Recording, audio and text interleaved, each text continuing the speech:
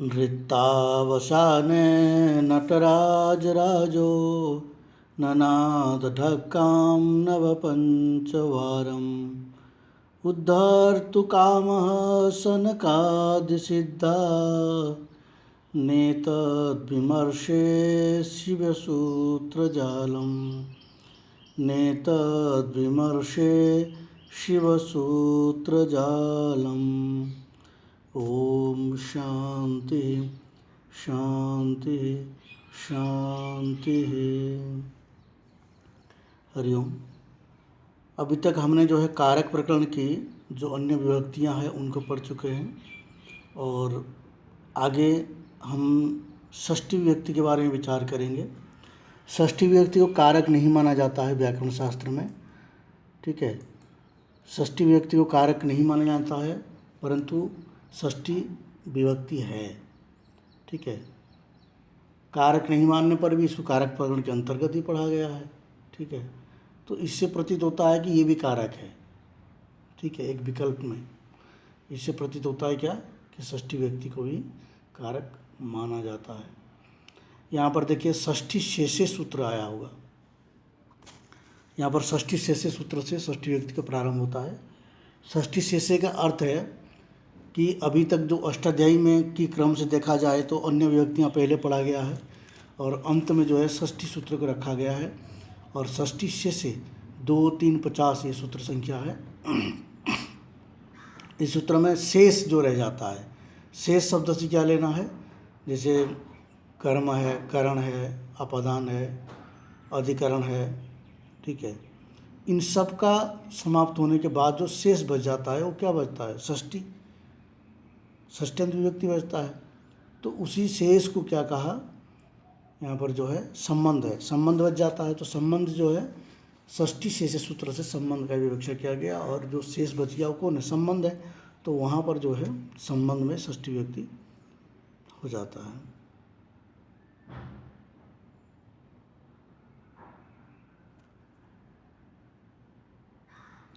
यहाँ पर स्व और स्वामी आदि का संबंध है, यानी कि दो व्यक्ति के संबंध को कहा जाता है षष्ठी विभक्ति में, ठीक है। उस संबंध को प्रकट करने के लिए षष्ठी विभक्ति का प्रयोग किया जाता है, ठीक है।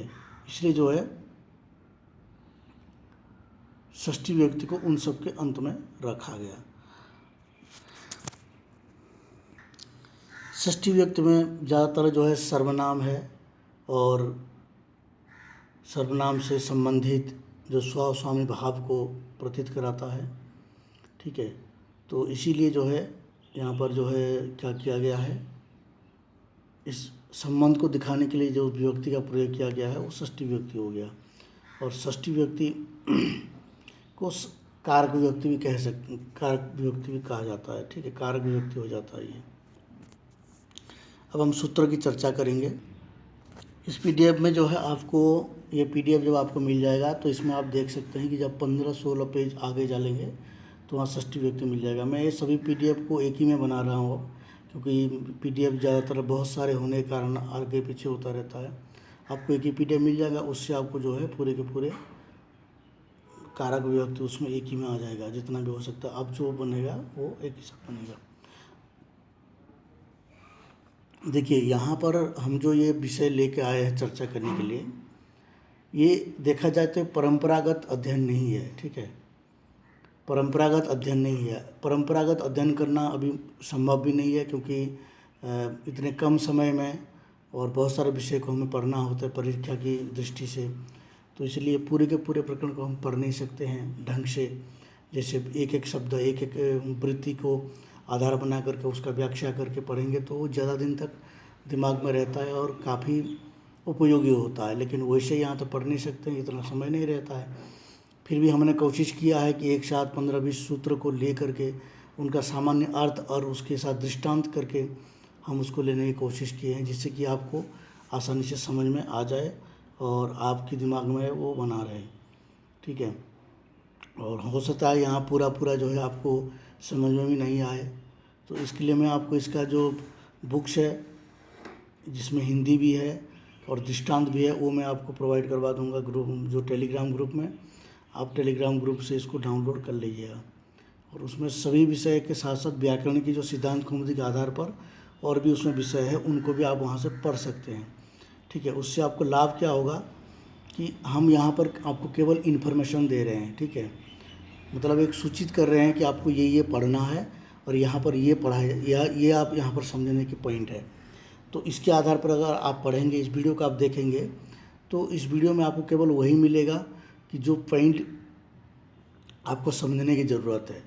ठीक है, पूरे के पूरे हम पढ़ाएंगे, एक एक शब्द की व्याख्या करेंगे तो बहुत समय लगेगा और ऐसे पढ़ाई होगा भी नहीं। ठीक है, क्योंकि हम परीक्षा की तैयारी कर रहे हैं तो परीक्षा के आधार पर ही हम इसको करेंगे।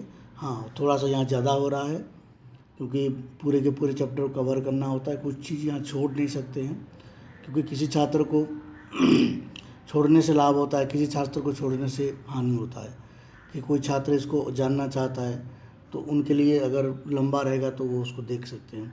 कोई छात्र रुचि नहीं रखते हैं कि देखा जाएगा जो भी होगा, तो उनके लिए यही है कि आप इसको किसी भी तरह से एक बार सुन लीजिए, उसके बाद जो है आपको जो भी दिमाग में आता है, जो भी आपको समझ में आता है, उसके आधार पर अपना पढ़ाई शुरू कर सकते हैं। ठीक है, कारक व्यक्ति का और कारक व्यक्ति के ऊपर इतना ये विस्तार विषय है कि इसलिए हमने एक एक टॉपिक को अलग अलग रखा है ताकि समय भी कम लगे और साथ में जो सुनते हैं, जो मान लीजिए आपको सप्तमी व्यक्ति में कोई संशय है तो आप सप्तमी व्यक्ति को डायरेक्ट देखिए, आपको पंचमी व्यक्ति में कोई संशय है तो पंचमी व्यक्ति की वीडियो आप देख लीजिए, चतुर्थी व्यक्ति की में आपको कोई समस्या आ रही है तो आप चतुर्थी व्यक्ति की वीडियो देख लीजिए। अलग अलग पार्ट होने से आपको ये आसान हो जाएगा देखने में भी, और जो पूरे के पूरे विषय को एक में कवर किया नहीं जा सकता, 2.5-3 घंटे की वीडियो बन जाता, उससे कोई लाभ होती नहीं। ठीक है, ऐसे ही वीडियो लंबा होने पर देखने के लिए मुश्किल हो जाता है। और व्याकरण जैसे विषय तो इतने लंबे समय तक देखा भी नहीं जाता, ज़्यादा से ज़्यादा आधा घंटा। व्याकरण जैसे विषय को आधा घंटा देख लेना मतलब बहुत देख लेना। तो इसलिए मैं आशा करूँगा कि आप इस वीडियो को एंड तक देखिए और इसमें बहुत अच्छे अच्छे पॉइंट हमने बताएंगे।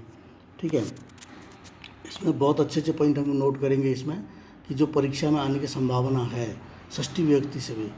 कुछ लोगों को लगता है कि षष्ठी विभक्ति कारक नहीं है तो ये परीक्षा में भी नहीं आएगा, ये गलत धारणा है। क्योंकि किसी भी विभक्ति, यहाँ जितनी विभक्ति वर्णन किया गया है, कोई भी विभक्ति आपकी परीक्षा में आ सकता है और 1 या 2 क्वेश्चंस आएगा, लेकिन हमको पढ़ना पूरे के पूरे चैप्टर है। और केवल ये आपका इसी विषय पर, जो नेट की विषय पर ही नहीं है, अन्य विषय भी जो तैयारी कर रहे हैं उनके लिए भी उपयोगी होगा। जैसे कोई जो और परीक्षाएं दे रहे हैं, चाहे PhD एंट्रेंस की कोई तैयारी कर रहे हैं, तो उनमें भी विभक्ति पूछा जाता है। एक 2 क्वेश्चंस विभक्ति से निश्चित रूप से आता है। ठीक है, 1 या 2 क्वेश्चंस पक्का आएगा उसमें। अगर 2 क्वेश्चंस आता है तो एक आपको विभक्ति के बारे में पूछेगा कि इस शब्द का योग में क्या विभक्ति होगा, या फिर जैसे पिछले बार पूछा था नेट में अधिक शब्द योग में क्या विभक्ति होगा, तो उसी तरह पूछ सकता है। और दूसरा कि आपको कोई सूत्र दे सकता है और ये कह सकता है कि इस सूत्र का अगले अंश क्या है, या फिर इस सूत्र क्या करता है, कौन सी विभक्ति के विधान करता है, इस तरह से आपको दे सकता है। तो कई प्रकार से प्रश्न आ सकते हैं, इसलिए हमने जो है वीडियो को पूरे चैप्टर को लाने की कोशिश की है। अब देखिए यहाँ पर षष्ठी विभक्ति के बारे में जब हम चर्चा करें तो षष्ठी शेष सूत्र से यहाँ पर जो है कर्ता, कर्म, करण, संप्रदान, अपादान और अधिकरण, इन सब को छोड़ करके बाकी जो शेष बच जाता है उसको आप देख सकते हैं, मार्किंग किया गया है। जो शेष बच जाता है वो हो जाता है षष्ठी। ठीक है, शेष से उसको विधान करते हैं। यहाँ पर दृष्टांत देते हैं राजपुरुष। ठीक है, क्यों दिए? यहाँ पर संबंध अर्थ में दिया है, संबंध होने से यहाँ पर षष्ठी। आगे देखते हैं षष्ठी हेतु प्रयोगे। षष्ठी हेतु प्रयोग क्या कह रहा है कि षष्ठी शब्द प्रयोग हेतु द्योत्य षष्ठी स्यात्।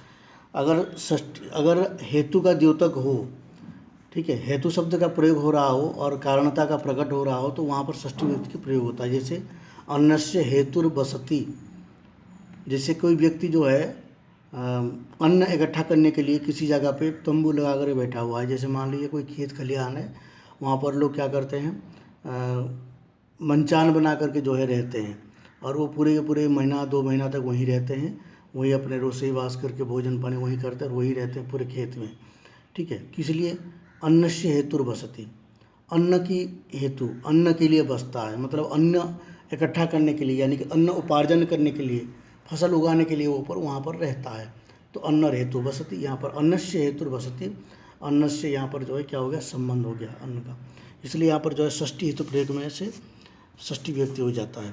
उसके बाद जो है सर्वनामस तृतीया च, सर्वनामनस तृतीया च, सर्वनामनस तृतीया, सर्वनामन के साथ हेतु शब्द का यदि प्रयोग होने पर, हेतु प्रकट करना हो तो क्या हो जाता है, वहाँ पर भी तृतीया विभक्ति अथवा षष्ठी विभक्ति होता है। यहाँ पर ये प्रश्न पूछ सकता है कि सर्वनामनस तृतीया च, इस सूत्र से कौन सी विभक्ति की सर्वनामनस तृतीया च इति सूत्रे का विभक्ति भवति। अयं सूत्र अयं सूत्र किम विभक्त्यार, अयं सूत्र, ये सूत्र किस विभक्ति का विधान करता है, ऐसे पूछ सकता है। ठीक है, सर्वनामनस तृतीया च, ये सूत्र किस विभक्ति का विधान करता है। तो आपको यहाँ पर एक चीज दिख रहा है, तृतीया दिख रहा है, यहाँ पर स्त्री होगा, तृतीया दिख रहा है, तो आपने क्या करेंगे, आप सीधा सीधा लिख देंगे तृतीया विभक्ति। ऐसे प्रश्न आता है तो आप क्या करेंगे, तृतीया पे टिक कर देंगे, क्योंकि इस सूत्र में तृतीया लिखा हुआ है। लेकिन च पद का क्या अर्थ है आपको ये समझने के लिए बहुत आवश्यक है। च पद से यहाँ पर षष्ठी को लिया गया है। ठीक है, च पद से यहाँ पर षष्ठी को लिया गया है, इसलिए जो है तृतीया भी होगा और षष्ठी भी होगा। सर्वनामनस तृतीया च, इस सूत्र से षष्ठी और तृतीया दोनों के विधान किया गया, ये ध्यान रखिएगा, ये बहुत इम्पोर्टेंट है, यहाँ पर ये ध्यान रखिए, क्योंकि यहाँ पर दो विभक्ति का प्रयोग हो रहा है। तो जहाँ पर दो विभक्ति का प्रयोग होता है वैसे क्वेश्चंस ज़्यादातर नेट पे भी आ रहा है। ठीक है, इसलिए इस बात को आप ध्यान रखें।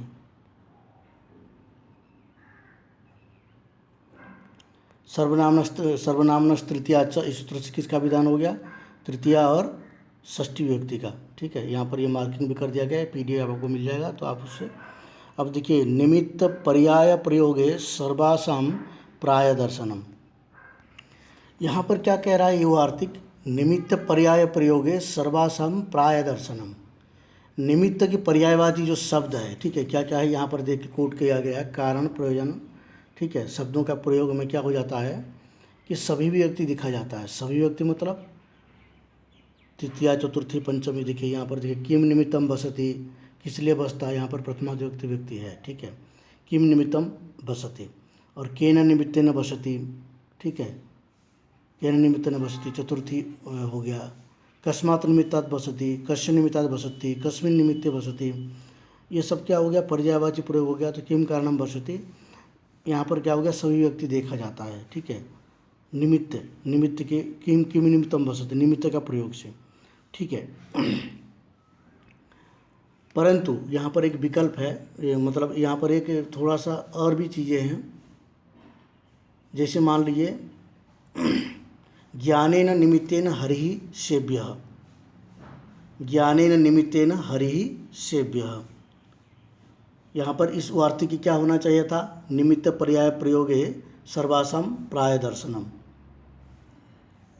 निमित्त शब्द का प्रयोग हुआ है ज्ञानेन निमित्तेन हरिः सेव्यः, परंतु यहाँ पर क्या हुआ, यहाँ पर जो है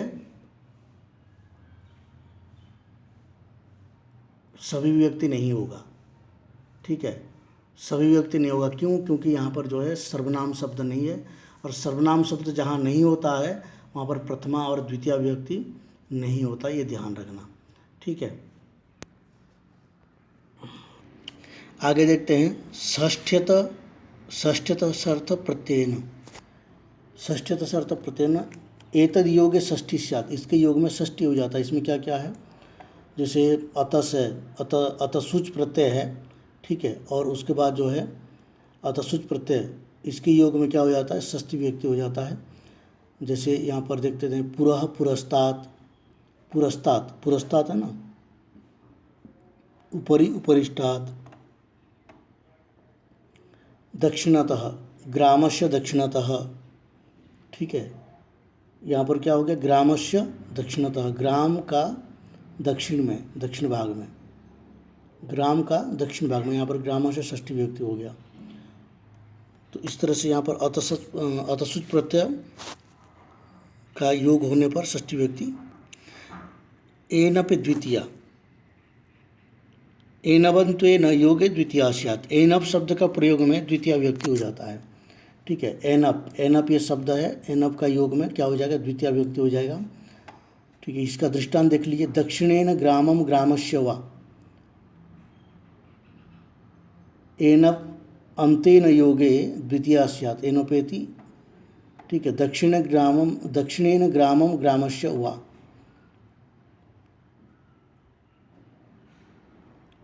दक्षिणेन द्वितीया है, एनप द्वितीया से द्वितीया विभक्ति तो हो जाएगा लेकिन षष्ठी विभक्ति भी होगा। ठीक है, एनप की योग में एनप योग का व्यक्ति भवती, अगर ऐसे प्रश्न आता है तो आपको क्या करना पड़ेगा, द्वितीया और षष्ठी दोनों व्यक्ति को यहाँ पर रखना पड़ेगा। एनप योगे द्वितीया और षष्ठी द्वितीया दोनों व्यक्ति हो जाती है। दुरांतिकार्थी षष्ट्यंतरस्याम, दुरांतिकार्थी षष्टिन्यतरस्याम, एतेरी योगे षष्ठी पंचमी च, दुरांतिकार्थ ही दूर और समीप अर्थ वाले शब्दों का योग में षष्ठी और पंचमी विभक्ति होता है। ठीक है, मैंने एक प्रश्न भी किया था वहाँ पर ग्रुप में, दूर और समीप अर्थ वाले शब्दों के योग में षष्ठी और पंचमी विभक्ति हो जाता है। ठीक है, आगे देखते हैं। ज्ञो विदर्थस्य करणे, ज्ञो विदर्थस्य करणे, ज्ञो विदर्थस्य करणे,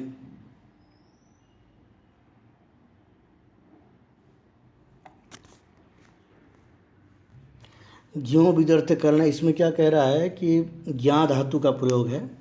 ठीक है, और ज्ञा धातु का प्रयोग और अर्थ में क्या हो जाता है, षष्ठी विभक्ति हो जाती है संबंध मात्र के विवक्षा में, करण अर्थ में। ठीक है, इसके लिए दृष्टांत देता है सर्पिषु ज्ञानम। सर्पिषु ज्ञानम में क्या हो जाएगा, क्या हो गया यहाँ पर जो है सर्पिषाः, सर्पिष है घास होगा तो सर्पिषाः ज्ञानम, सर्पिषाः ये षष्ठी विभक्ति का प्रयोग हो गया। आगे देखिए, अधिकार्थ दयेशम कर्मणि,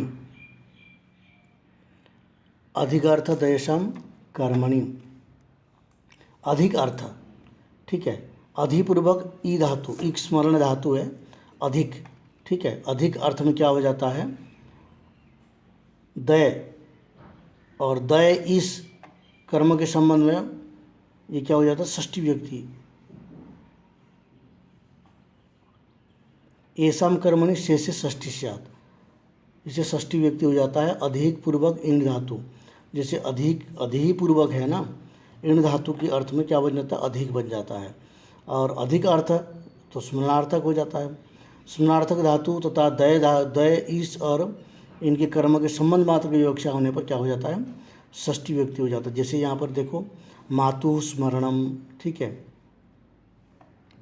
सर्पिषो दयनम ईशनम वा मातु स्मरणम, इक स्मरण धातु है यहाँ पर, इक स्मरण धातु से अधिक अर्थ का यहाँ पर स्मरण अर्थ है। अधिक अर्थ का मतलब स्मरण अर्थ है। ठीक है, अधिपूर्वक ईड़ धातु से क्या बन जाता है, अच्छा ये अधिक अर्थ दयेशम कर्मणि, अधिक अर्थ में मतलब अधिपूर्वक ईक धातु से क्या हो जाता है, जब इसका शब्द निष्पन्न होता है तो वहाँ पर बन जाता है अधिक। अधिक मतलब स्मरण, स्मरण अर्थ में क्या हो जाता है, षष्ठी विभक्ति होता है स्मरण अर्थ में। मातु स्मरणम, माता का स्मरण किया, स्मरण माता का स्मरण है। सर्पिषो दयनम ईशनम वा। ठीक है, इस तरह से ये दय और ईश धातु इन सब का प्रयोग में भी क्या हो जाता है, षष्ठी विभक्ति हो जाता है। सर्पिषो दयनम का अर्थ है घृत को दान किया। ठीक है, सर्पिषो ईशनम का अर्थ है घृत का उपयोग किया। कृति प्रतियत्ने। ठीक है, कृतः प्रतियत्ने, क्री कर्मणि शेषे षष्ठी स्यात् गुणाधाने। क्री धातु के कर्म में संबंध मात्र की विवक्षा होने पर गुणाधान अर्थ में षष्ठी विभक्ति हो जाती है। कृति प्रतियत्न सूत्र से क्या हो जाएगा, षष्ठी विभक्ति। उसके बाद राजार्थानाम भाववचनानाम अज्वरः, राजार्थानाम भाववचनानाम भाववचनानाम अज्वरः, भावकर्म का नाम, राजार्थानाम भाववचनानाम अज्वरः, भावकर्तृकाणाम ज्वरवर्जितानाम राजस्थानाम कर्मणि शेषे षष्ठी स्यात्। यहाँ पर देखिए दृष्टांत देते हैं, चोरस्य रोगस्य रुजा, चोरस्य रोगस्य रुजा, रोग द्वारा की हुई चोर की पीड़ा, ठीक है, रोग द्वारा की हुई चोर की पीड़ा, यहाँ पर जो है भागवाचक है, रोग शब्द जो है यहाँ रुजा का पीड़ा है, ठीक है, चोर पीड़ा का कर्म है, उसे संबंध मात्र विवक्षा होने पर यहाँ क्या हो गया, षष्ठी व्यक्ति हो गया।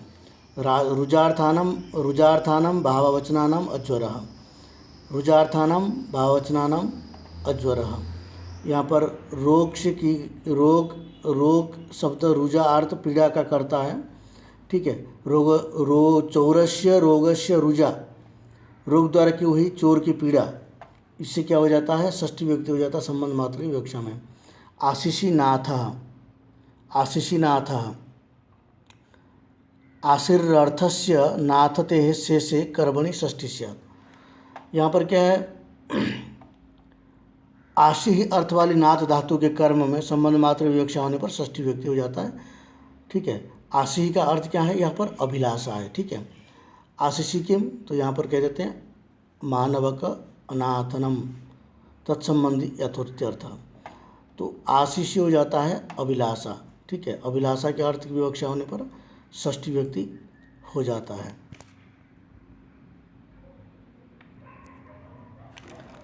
जासी निप्रहण नाटक्राथ पीशाम हिंसायाम, जासी निप्रहण नाटक्राथ पीशाम हिंसायाम, हिंसार्थानाम एषाम शेषे कर्मणि षष्ठी स्यात्। हिंसार्थानाम ऐसे, हिंसा अर्थ में, ठीक है, निजंत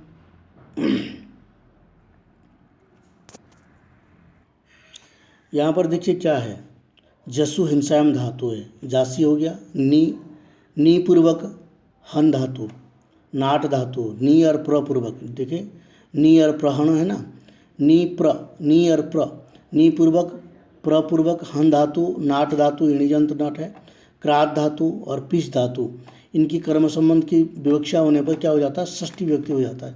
जैसे यहाँ पर दृष्टांत,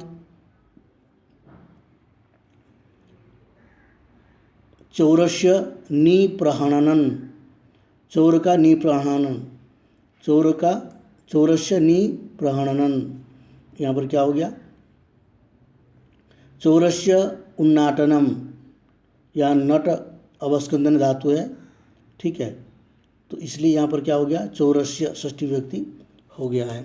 उसके बाद देखिए व्यवह्रीपणो समर्थयो, शेषे कर्मणि षष्ठी स्यात्, व्यवह्रीपणो समर्थयो,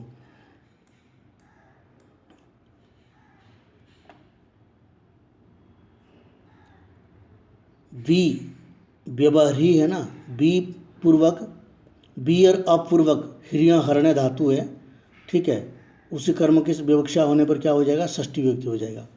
जैसे सतस्य व्यवहरणम पर्णनम वा समर्थयो,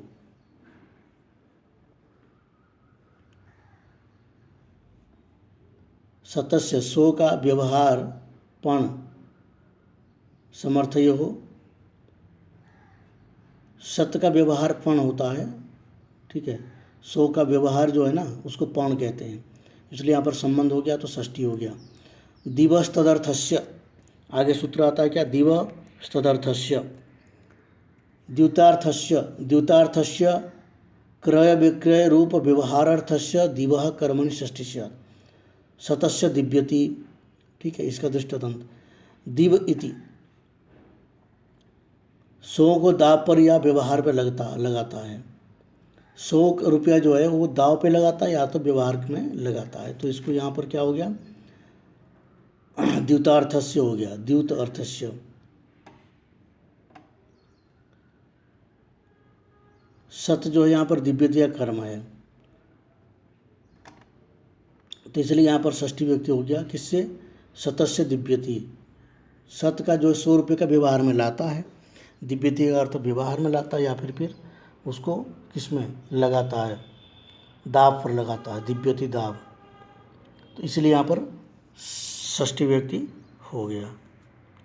आगे देखिए विभाषोपसर्गे, विभाषोपसर्ग क्या कह रहा है, पूर्व योगोपवाद सतस्य शतम व प्रतिदिव्यति, यहाँ पर जो पूर्व में आया था कि 100 रुपया को दिवस तदर्थस्य जो आया था, 100 रुपया का उसने क्या करता है, व्यवहार में लाता है। तो विवाह से उपसर्ग क्या कहता है, पूर्व योग अपवाद, पूर्व का अपवाद है। उपसर्ग पूर्वक दीव धातु अगर है, उपसर्ग पूर्वक दीव धातु, ठीक है, उपसर्ग पूर्वक दीव धातु यदि होता है तो विकल्प से षष्ठी व्यक्ति हो जाता है। तो इसलिए उसमें क्या हो जाएगा, दूसरा जो व्यक्ति होगा वो क्या हो जाएगा, द्वितीय व्यक्ति हो जाएगा। तो इसलिए जो है विवाह से उपसर्गे का विभक्ति विधायकम करोति, ऐसे प्रश्न आता है, विवाह से उपसर्गे कौन सी व्यक्ति का विधान करता है, तो इसका अर्थ हो जाएगा ये विकल्प से करता है तो षष्ठी और द्वितीय व्यक्ति का विधान करता है, इसलिए षष्ठी और द्वितीय हो जाएगा। तो विवाह से उपसर्ग से क्या हो गया आपका, जो है विकल्प से षष्ठी व्यक्ति होता है तो षष्ठी और द्वितीय दोनों व्यक्ति यहाँ पर हो जाएगा, ये ध्यान रखिए।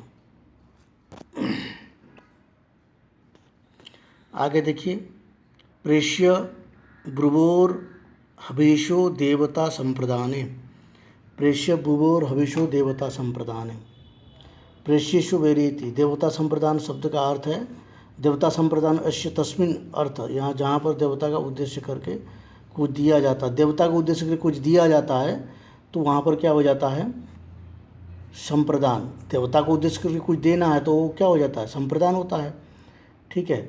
परंतु यहाँ पर प्रेष्य और ब्रूही, प्रेष्य और ब्रूही कि कर्म हवि का वाचक शब्द हो तो वहाँ पर षष्ठी व्यक्ति हो जाता है, जबकि यहाँ पर संप्रदान होना चाहिए था क्योंकि किसी देवता के लिए दिया जा रहा है। प्रेष्य ब्रूहोर हविषु, प्रेष्य ब्रूहोर हविषु देवता संप्रदाने, देवता के लिए जो है कुछ दिया जा रहा है, कुछ प्रेषण किया जा रहा है, कुछ हवि आदि का प्रदान किया जा रहा है। तो वहाँ पर जो है प्रेष्य और ब्रूहो ये शब्द का प्रयोग होता है तो वहाँ पर क्या हो जाएगा, सप्तमी व्यक्ति नहीं होकर के षष्ठी व्यक्ति हो जाएगा। कृत्वर्थ प्रयोगे काले अधिकरणे, कालाधिकरणे, कृत्वर्थ प्रयोगे कालाधिकरणे, कृत्वार्थानां प्रयोगे कालावाची अन्य अधिकरण शेष षष्ठी स्यात्। कृत्य वाले प्रत्ययों के प्रयोग में कालवाचक अधिकरण में, ठीक है, संबंध मात्र की विवक्षा होता है तो क्या हो जाता है, षष्ठी विभक्ति हो जाता है। कृत्य वाले प्रयोगों में, कृत्य अर्थ वाले प्रयोग में, कृत्यार्थानां प्रयोगे, अन्यत्र नहीं, ठीक है, कृत्य अर्थ का प्रयोग में पचकृत्वो हो भोजनम, द्विरहो भोजनम, ठीक है, ये कृत्यार्थक प्रयोग है। पंचकृत्वो हो भोजनम, दिन में 5 बार भोजन, ठीक है, यहाँ पर कालवाचक है, अहन शब्द से षष्ठी व्यक्ति हो जाता है, ठीक है, अहन शब्द, हो शब्द है ना, भोजनम, पंचकृत्वो हो भोजनम, द्विरहो भोजनम, दिन में 2 बार भोजन, यहाँ पर भी ये कृत सूच प्रत्यय है, ठीक है, कृत्य अर्थ में सूच प्रत्यय होता है तो इससे भी क्या हो जाता है, षष्ठी व्यक्ति हो जाता है। अब आते हैं कर्तिकर्मणो कृति, यहाँ पर प्रश्न क्या बन सकता है, देखिए, कृत्वर्थ प्रयोगे काले अधिकरणे, यहाँ पर सूत्र क्या है, कृत्यर्थ प्रयोग काले अधिकरण, यहाँ पर अधिकरण दिखाई दे रहा है स्पष्ट, तो ये कन्फ्यूज करने के लिए ऐसे प्रश्न पूछा जा सकता है कि कृत्वर्थ प्रयोगे काले अधिकरणे का विभक्ति विधानम करोति, ठीक है। यहाँ पर अधिकरण शब्द देख करके ये समस्या आ सकती है, कन्फ्यूज हो सकता है कि अधिकरण तो दिया है तो सप्तमी व्यक्ति होगा, इसलिए कृत्वर्थ प्रयोगे काल अधिकरण ऐसे सूत्र भी पूछा जाता है, ठीक है, ये ध्यान रखना। कृत्वर्थ प्रयोग काल अधिकरण ऐसे सूत्र अगर आता है तो यहाँ पर ध्यान रखना, ये आपको थोड़ा बहुत दिमाग लगाना पड़ेगा कि कृत्वर्थ प्रयोगे काल अधिकरण क्या कह रहा है। तो यहाँ पर षष्ठी व्यक्ति होती है। कर्तृकर्मणो हो कृति, आगे क्या आता है, कर्तृकर्मणो हो कृति, कृत योगे कर्तरि कर्मणि च षष्ठी स्यात्, ठीक है, कृत की योग में, कृत का योग में कर्तृकर्मणो हो कृति, कृत का योग में कृदंत के योग में क्या हो जाता है, कर्ता तथा कर्म में षष्ठी व्यक्ति होती है। जैसे यहाँ पर कृष्ण से कृति ही दृष्टांत दिया है, जगतः कर्ता कृष्ण, जगत का कर्ता कृष्ण है, कृष्ण से कृति ही, कृष्ण का कृति है, इस तरह से। आगे देखिए, उभय प्राप्तो कर्मणि, उभय प्राप्तो कर्मणि, अब इस सूत्र में देखिए उभय प्राप्तो कर्मणि, उभय प्राप्तो कर्मणि उभयोः प्राप्तिर यस्मिन् कृति तत्र कर्मण्येव षष्ठी स्यात्, ठीक है, उभयोः प्राप्तिर्यस्मिन्, उभयोः प्राप्तिर्यस्मिन्, कृदंत के योग कर्ता और कर्म में षष्ठी प्राप्त होती है। ठीक है, उभय प्राप्तो कर्मणि, कृदंत के योग में कर्ता और कर्म में, कर्ता और कर्म दोनों प्राप्त है यहाँ पर, तो क्या हो जाता है, षष्ठी व्यक्ति हो जाता है कर्मणि। ठीक है, उभय प्राप्त तो कर्मणि दिया है, कर्मणि तो दे दिया, लेकिन कर्ता यहाँ पर अध्ययन करना पड़ेगा। कर्ता और कर्मणि के योग में क्या हो जाता है, षष्ठी व्यक्ति हो जाता है, ये आपको ध्यान रखना है। जैसे आश्चर्यो गवाम दोहो गोपेन, गोपाल से भिन्न व्यक्ति के द्वारा गोदोहन आश्चर्य की बात है। गोपाल गोदोहन प्रतिदिन करता है, लेकिन जो भिन्न व्यक्ति है वो गोदोहन नहीं करता है, शायद वो सॉफ्टवेयर इंजीनियर हो या फिर और कुछ हो, लेकिन गोपाल जो है वो तो घर में किसान खेतीबाड़ी करता है, तो उसके लिए गोदोहन करना कोई आश्चर्य की बात नहीं है। लेकिन गोपाल से भिन्न जो उसका मित्र है वो कहीं इंजीनियरिंग कर रहा है और गांव में आ रखा है, तो उसको जो है गोदोहन करना आश्चर्य की बात, लेकिन कर सकता है, ऐसी बात नहीं है। आश्चर्य गवाम दोहो गोपेन, ठीक है ना, गोपाल से भिन्न व्यक्ति के द्वारा गोदोहन आश्चर्य की बात है, गोदोहन कर सकता है क्योंकि उसको सिखा दिया होगा, भले ही सॉफ्टवेयर इंजीनियर है लेकिन कर सकता है, क्यों नहीं कर सकता है। दू धातु है यहाँ पर, और अगोप करता जो गोप नहीं है, गोपाल से भिन्न, ठीक है, कर्म में षष्ठी प्राप्त हो जाता है। आगे देखते हैं क्या है, तस्य वर्तमाने, तस्य च वर्तमाने,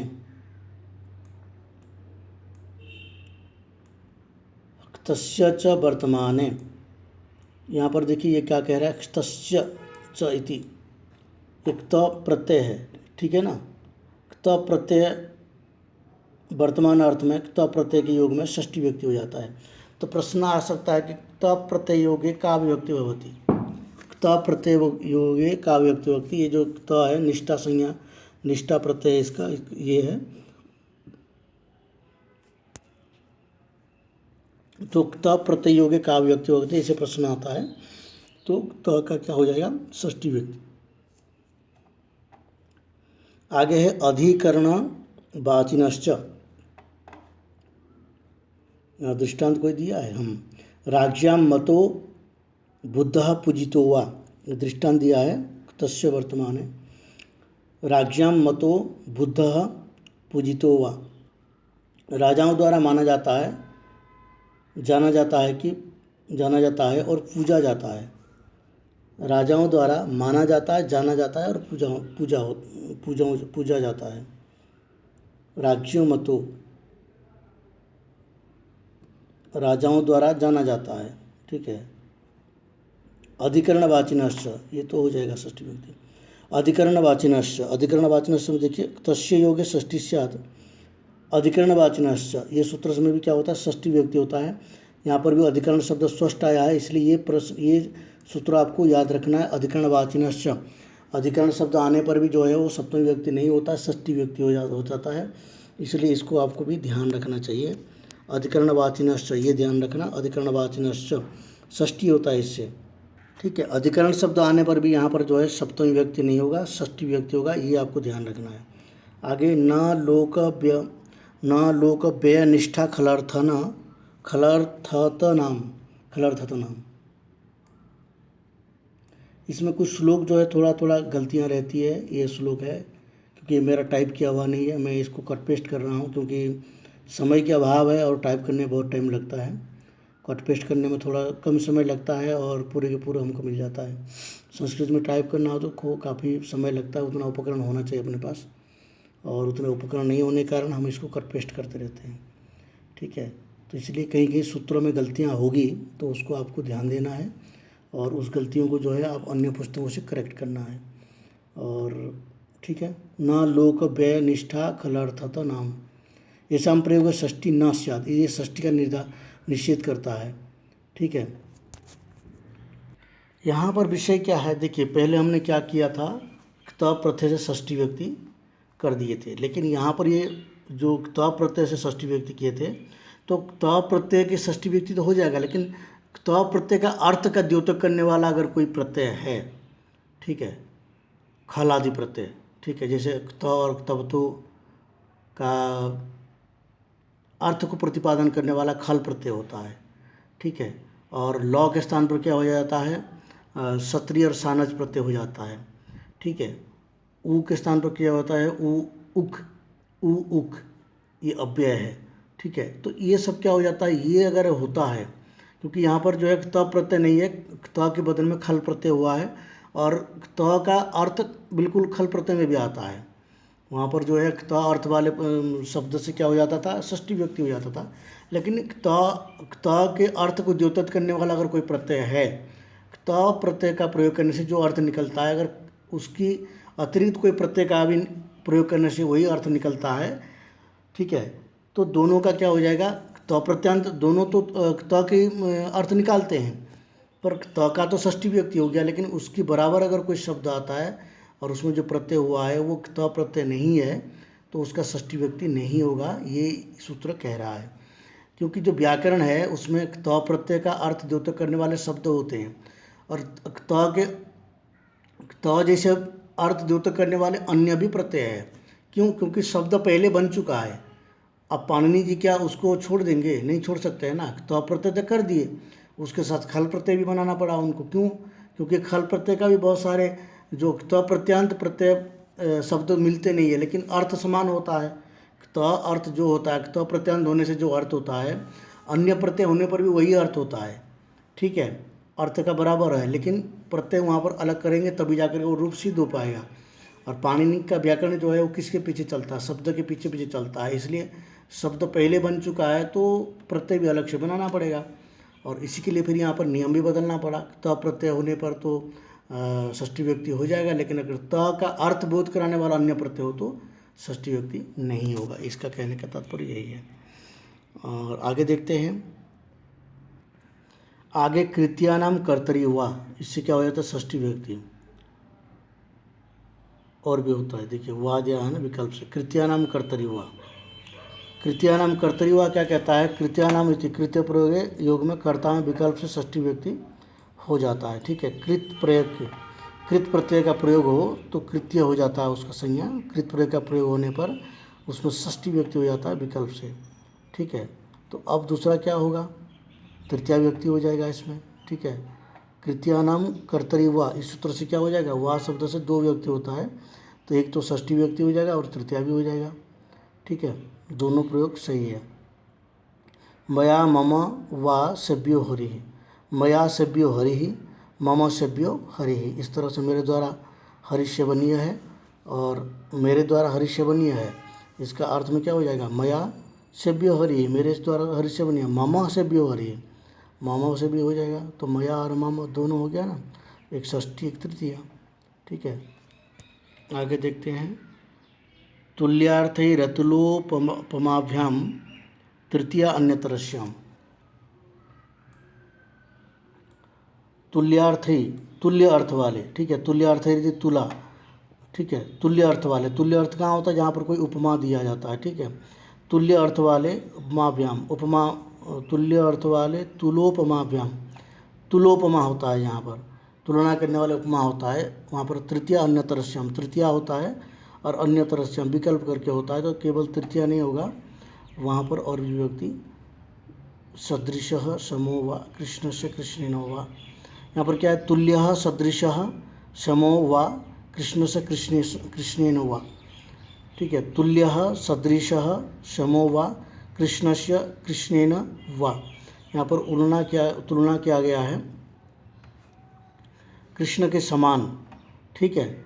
और कृष्ण शब्द से षष्ठी व्यक्ति हो गया, तृतीया व्यक्ति होती है, तृतीया व्यक्ति और षष्ठी व्यक्ति, तो सदृश कृष्णस्य कृष्णेन वा, कृष्णस्य कृष्णेन वा, कृष्ण के समान कृष्ण है, ठीक है। यहाँ पर कृष्ण के समान कृष्ण है, कृष्णस्य षष्ठी कृष्णेन, ठीक है, तृतीया। तुल्य सदृशो समो, तुल्य और सदृश और सम अर्थ में, ठीक है। कृष्ण से कृष्ण हुआ, तुल्य और सदृश सम अर्थ हो गया यहाँ पर, ठीक है। तो वहाँ पर क्या हो गया? तृतीया व्यक्ति भी होता है और चतुर्थ व्यक्ति षष्ठी व्यक्ति भी होता है।